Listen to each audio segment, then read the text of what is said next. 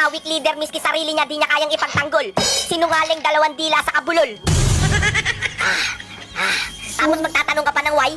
Iisa-isahin ko sa'yo yung sobrang pondo ng PhilHealth na halos 90 billion, pinapakailaman. Imbis na ilaan sa proyektong pangkalusugan, ilalaan daw sa proyektong di mo alam. Para daw sa infrastructure. Eh bakit sa PhilHealth nyo kukunin? Ano yun, lokohan? Ang kakapal ng mukha nyo para sa mga mahihirap na may sakit na kababayan natin yan. Is this the only one? Is this the only case? Or marami pang ganito, ngunit hindi natin alam ng mga Pilipino? Kasi that's not an issue of budgeting, that's an issue of cheating. Parang chini-cheat mo Chini-cheat mo ang PhilHealth in that regard, yung budget ng PhilHealth in that regard, na ginagamit mo siya sa isang project na may supposed to be pondo naman dahil inutang nga yung pondo na yon. Ngunit gina-justify mo na yung transfer of funds ng PhilHealth doon sa project na yon is supposed to be hindi naman dapat. Kasi nga may dapat na pondo yan. Nasaan na yung inutang mo? So parang, may ganito? Oh my God. Hala, so ibig sabihin, kung nangyari ito, baka marami pang mga ganitong cases na hindi natin alam.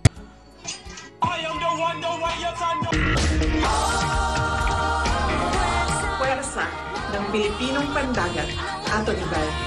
Puwersa ng Pilipinong Pandagat, Ato Nibay. Puwersa ng Pilipinong Pandagat, Ato Nibay. Puwersa ng Pilipinong Pandagat, Ato Nibay.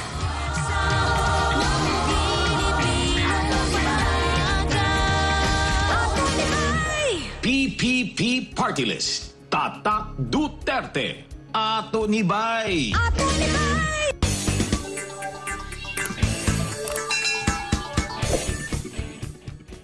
Kalimutan nyo na yan.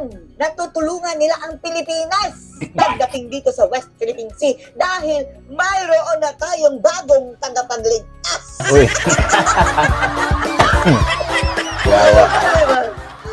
Presenting mga kababayan, ang pinakabagong Vice Admiral ng Coast Guard na si Tambaloslos. As a matter of fact, si mga kababayan, dalawa po pala sila na Admiral. Yung babaeng Admiral mga kababayan na si Admiral Lisa. At ngayon, yan ni Admiral Tamba. Puro sila mga Vice Admiral ng Coast Guard mga kababayan dahil itsapwera na tayo ng USA mga kababayan ay ngayon umupo na si Trump sa pwesto bilang Pangulo ng Amerika. Wala. Alright, welcome back to my channel mga guys. At yun nga ang mga headlines natin ngayon. Meron tayong mga reaksyonan. At before that, dito muna tayo. Tawanan muna natin itong Tambaloslos nagpakita. Pero ito nga, promoted bilang Admiral according to this PBO. Shout out dyan kay PBO. Dito tayo nag-react mga guys para masaya tayo. Tawanan natin to kahit na itong mga hayop dyan sa gobyerno na alam natin na medyo nakakainit talaga ng ulo. Pero dahan-dahan lang tayo kasi tayo rin ang talo dyan Tawanan natin to at the same time babanatan natin. Diba? Alright. Dito tayo kay pinakamalaking buhaya dyan. Ito si Tambaloslos. Naku po, nagsama na silang dalawa ni Lisa sa tanas. Nag-admiral na. Oy, mga intumada vlogger. Ito na yung tagapagtanggol dyan sa West Philippine Sea na issue, di ba? Kasi iniyabang nito mga intumada vlogger. Talaga yung pinapakong na pro-China daw, Duterte pro-China. Ako, ang layo po sa mga binabanggit ninyo. Yung China kasi, hindi naman kasi nang-aaway yan Kayo lang ang masyadong matapang. Ngayon, harapin niyo dito, kasama itong mga admiral. Ayun na ito. Sila ang bagong hero, tagapagligtas. Si Tambaloslos pa ngayon ang tagapagligtas. Ay naku, kaya mga guys, tawanan natin to. Tawanan natin habang tawanan natin at babanatan natin yung mga yun. Let's go, PBO. Si Biden na kanilang kakampi mga kababayan. Wala na si Biden. Hindi prioridad ni Trump mga kababayan. Yung giyera. Nakipagkiskisan natin sa West Philippine Sea laban sa China. Kaya ngayon mga kababayan, nag-appoint na bagong Vice Admiral. Ang Tambaloslos mga kababayan na napakalaki ang tiyan. Hindi na ito insulto sa inyo mga tauhan dyan sa Coast Guard. Bago kayo nakapasok dyan sa Coast Guard mga kababayan, yung mga pinakamababang rango. Grabe ito si Tambaloslos, Talagang ini-influensyahan niya. Feeling private. presidente ng hayop. Dumaan ng katak takot na training mga kababayan. Oo. Physically fit, running training, jogging, etc. Pero ito, si Tambalustos mga kababayan, ang laki ng tiyan. Nako, mga insumada, kung yan ang taga-rescuer niya dyan sa dagat, hindi na makaingay ang butitin na. Hindi na siya naging buhaya, naging butitin na siya. Oy, butitin dyan sa House of Crocs. Ayan mga guys, comment kayo kung anong masasabi nyo kung ito na yung bagong admiral ng Coast Guard. Oh. Gago talaga doon. Ang laki ng tiyan, oh. Makakapasok ba yung ganyang ang laking tiyan? Hindi man lang dumaan sa training. Ay, Tapos nako. naging Vice Admiral agad. Hmm. Isang kaululan mga kababayan. At ang tanong namin, bakit bigla-biglang inappoint na si Tamba? Dahil ba, mukhang hindi na tayo tutulungan ng Amerika? Hmm. Dahil si Trump mga kababayan ayaw dyan sa gulo. Yung away-away mga kababayan.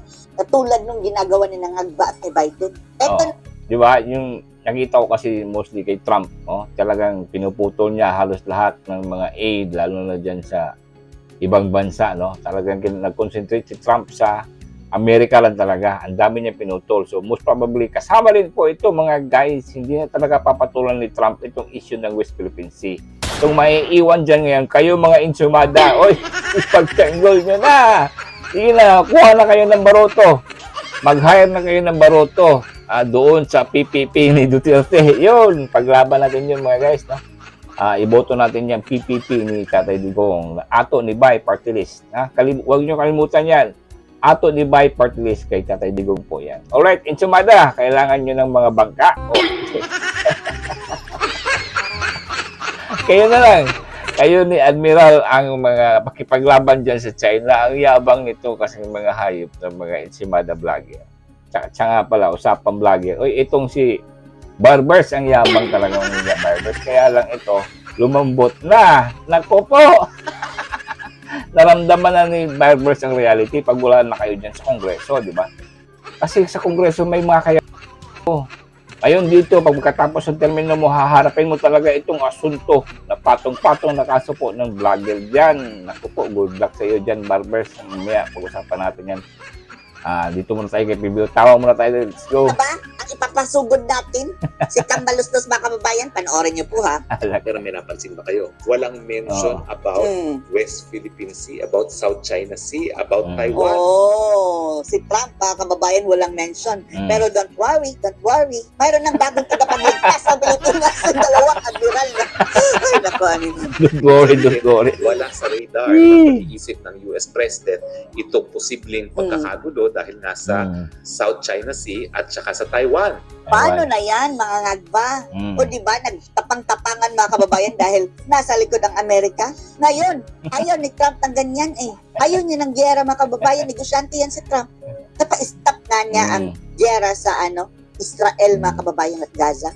At humupa din ang gyera ng Ukraine at Russia. Diyan pa kaya sa Pilipinas? At China? Na-China na ang kalaban? So, Kaya ngayon, kayo mga insumada, kayo na makipaglabang po dyan sa China. Kaya na bahala, iniwan na kayo ng Amerikano. Yun nga mga guys, dito naman tayo sa ibang balita. Sa PING DICT, eto, nag-resign na naman po ang sekretary dyan sa DICT.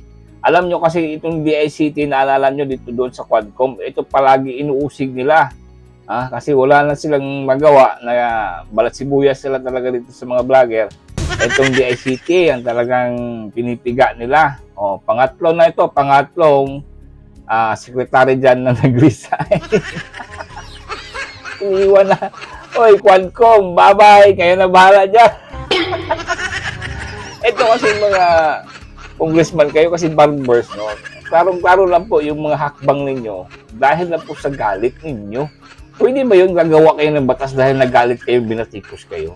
Kung ayaw yung batikusin kayo, umalis na kayo dyan. Wala naman kayong mga kwenta dyan, mga congressman. Itong mga Ortega dyan, yung mga Bunggalon kayo, yung mga atat na atat sa impeachment. Kung gusto nyong ayaw kayong batikusin, umalis, lumayas na kayo. Hindi kayo kailangan dyan. Kadalasan sa inyo, party list lang naman dyan, di ba? Kaya ito mga guys, nagsilayasan na po itong mga kabinetin ni Bongbong Marcos. Pakinggan natin ito po. Ang pagbibitiw sa pwesto ni Secretary Ivan John Uy bilang kalihim ng Department of Information and Communications Technology o DICT. Ayon kay Palace Press Officer Yusek Claire Castro, tinanggap na ng Pangulo ang resignation ni Uy. Halos wala pang isang buwan, si Uy na ang ikatlong kalihim na nag-resign bilang miyembro ng gabinete ni Pangulong Ferdinand Marcos Jr. Una na rito sina Transportation Secretary Jaime Bautista at Secretary Cesar Chavez. Wala pang anunsyo kung sino ang posibleng papalit kay Uy. Ayon sa Malacanang, isang OIC ang pansamantalang itatalaga sa DICT. Ayan, nag-resign na talaga ang direktor. Hoy, Bangag, talagang sasakit naman ang ulo mo ngayon. Maghahanap ka na naman ng sino appoint dyan. O ito na lang kaya itong mga young guns. O wala naman itong mga kwento sa Kongreso. Alright, dumako naman tayo dito sa usaping impeachment mga guys. Dito ang development ito sa impeachment. Ang Senado po talagang hindi po nagbigay ng response dyan sa Korte Suprema. Okay na naman po kasi itong Senado kasi hindi naman po sila in the first place ang nag-file niyan. Tumanggap lang po sila. Ang dapat magpaliwanag po dyan, itong Kongreso, hoy, itong mga young girls na puro ngak-ngak lang, puro lang kayo dyan. Pa-press-call, puro kayo BP Sara. Ito, sagutin ninyo kung ano-ano naman ang pinag-uputok ng butsin nila mga guys. Ang dami doon ng mga ebidensya, may mga bago pangalan, yung mga kasama ni Piatos. O hanapin nyo si Piatos doon sa, sa grocery store. Mga animal, yung mga congressman. Diba? Madalas nagpapaano. Tapos yung sinasabi nila, wala naman sa yung sa petition, wala talaga kahit isang nag-comment dyan sa petition ni BP Sara. Pero doon sa mga ebidensya nila, puro ngak-ngak. Panoorin natin ito. Ikumpara rin ang bibig ng Senado sa kabila ng inihaing kontrareklamo ng bise laban sa impeachment sa kanya. Ayon pa sa mataas na kapulungan, wala namang alegasyon ng irregularidad o paglabag sa batas na ipinupukol sa kanila sa naturang reklamo. Narito ang ulat ni Raymond Dadpaas. Tumanggi ang Senado na magbigay ng komento sa petisyon na inihain ni Vice President Sara Duterte sa Korte Suprema na ipatigil ang impeachment trial laban sa kanya. Ito ay sa 3 pahinang manifestation ad cautelam na isinumiti ng Senado sa pamamagitan ng legal counsel na si Maria Valentina Cruz. Sa 3 pahinang manifestation sa kataas-tasang hukuman, tumanggi ang Senado na magkomento sa petisyon ni VP Sara dahil sila ang magsisilbing impeachment judges sa impeachment court. Ito ay sa katwiran na walang aligasyon ng paglabag sa batas ang Vice Presidente laban sa Senado, kundi sila ay napasama lang sa kaso dahil sila ang tumanggap ng Articles of Impeachment mula sa Kamara de Representantes at sila din ang lilitis nito bilang impeachment court. Binanggit din ng Senado na sila lamang ang may eksklusibong kapangyarihan na magdesisyon sa mga kaso ng impeachment alinsunod sa mandato ng ating saligang batas. Pinadalhan na nila ng kopya ng manifestation ng Fortune, Narvasa and Salazar Law Office na siyang mga abogado ni Duterte. Ganon din sina House Speaker Martin Romualdez, House Secretary General Reginald Velasco at ang Office of the Solicitor General o OSG. Sa petition for certiorari and prohibition na inihain sa Korte Suprema ng mga Davao-based na mga abogado na kakampi ni Vice President Duterte, hiniling ng mga itong ipatigil ang impeachment laban sa pangalawang Pangulo. Ito ay dahil sa paniniwalang lumabag sa batas ang Kamara de Representantes nang inendorso ang ika-4 na impeachment complaint laban kay VP Sara Duterte. Yan, Luistro, Ortega, ito, Asidre, Bonggalon. Oy, sagutin nyo yan. Bakit puro kayo yung nak-nak dyan sa impeachment? Kung ano-ano ng mga ebidensya, kung ano-ano ng mga press con ninyo. Pero dito hindi kayo nagpa-press con, ha? Walang balita kung anong ginawa ninyo. Hoy, sagutin nyo po. Hindi po yan dapat sumagot yan ang Senado. Kayo po, kasi kayo ang nag-file. Diba, huwag nyo po kaming lukuhin kung ano-ano ng eksena pinagagawa nyo dyan sa mainstream media. Palagi po kayo nagpa-press con. Nakakasawa po kayo. Kung ano-ano ng mga Piatos, yung mga pangalan, bago pangalan naman daw. O bakit hindi nyo inalabas niyan nung naghiring-hiring pa kayo, di ba? Huwag nyo na po kaming lukuhin sa mga pa-press con ninyo. Ito ang sagutin nyo muna bago tayo hahakbang dyan sa impeachment. Ha? Tinatanong nga kayo ng Korte Suprema. Ilabas ninyo ang procedure ninyo dyan sa pag-impeach nyo kay BP Sara dahil itong petition ni BP Sara, hindi po ito biro. This is to stop that impeachment. Naku po, baka mangyari yan. Naku, maunsyami lahat kayo dyan.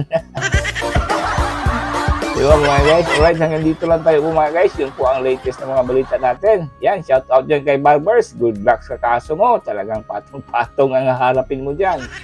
Diba? Alright, thank you for watching mga guys. And again, God bless you all.